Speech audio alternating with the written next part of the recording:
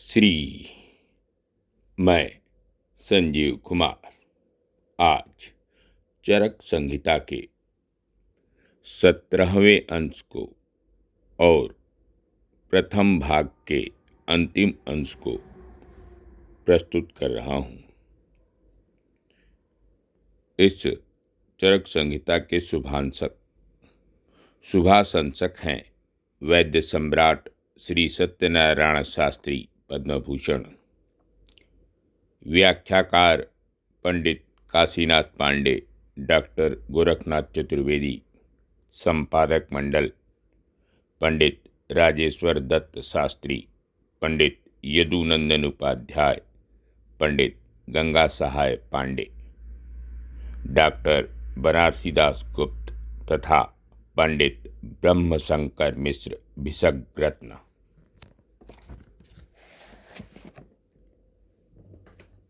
राजस सत्व के 6 भेद।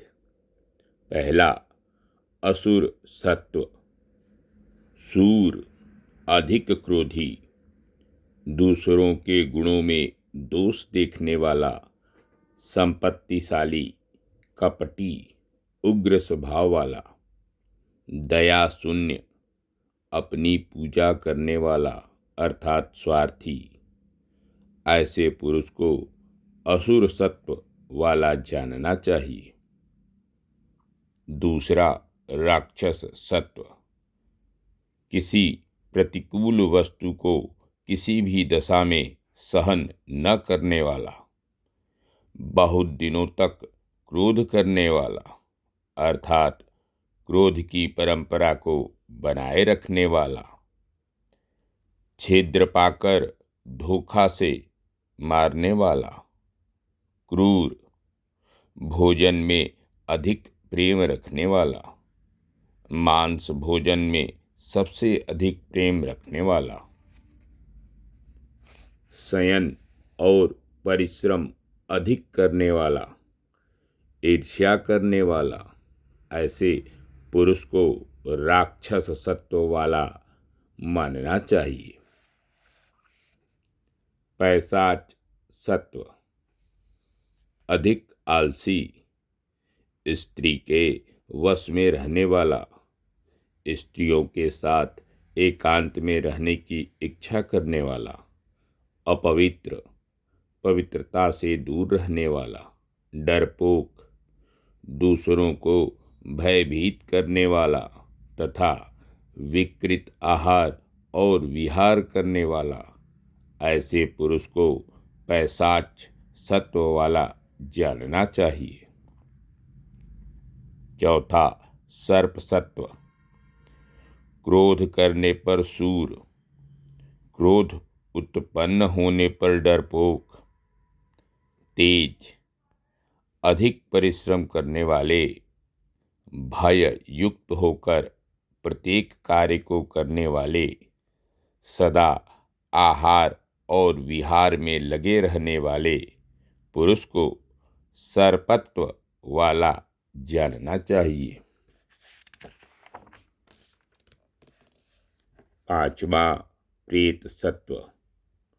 भोजन की सदा इच्छा रखने वाला, अत्यंत दुखदायी स्वभाव अर्थात आचार और उपचार वाला, जो दूसरों के गुणों में दोषों को आरोपित करता हो, जो कर्तव्य और अकर्तव्य ज्ञान से शून्य हो, अत्यंत लोभी हो और आलसी हो। ऐसे पुरुष को प्रेत सत्व वाला जानना चाहिए। छठा, शाकुन सत्व। सदा मैथुन में आसक्त रहने वाला, सदा आहार और विहार में तत्पर रहने वाला, चंचल, असहिष्णु और धन आदि किसी भी वस्तु का संचय न करने वाला। ऐसे पुरुष को शाकुन सत्व वाला जानना चाहिए। तामस अर्थात पाशव सत्व के 3 भेद। पहला, पशु सत्व। पशु सत्व के पुरुष अपने पर आई हुई विपत्तियों को दूर न करने वाले, स्मरण शक्ति से शून्य, निंदित आचार और व्यवहार करने वाले, सदा मैथुन में प्रसन्न रहने वाले और अधिक शयन करने वाले पुरुष को पशु सत्व वाला जानना चाहिए। दूसरा, मत्स्य अर्थात मछली सत्व। डरपोक, मूर्ख, आहार के लोभी, चंचल, काम और क्रोध में अनुरक्त, सदा चलने फिरने वाले अर्थात यात्रा प्रिय तथा जल से अधिक प्रेम करने वाले पुरुष को मत्स्य सत्व का जानना चाहिए। तीसरा, वानस्पत्व सत्व। आलसी, केवल आहार में ही लगे रहने वाले तथा सभी प्रकार के बाह्य एवं आंतर ज्ञान से शून्य पुरुष को वानस्पत्व सत्व वाला जानना चाहिए। ध्यान दें, मोक्ष का उपाय।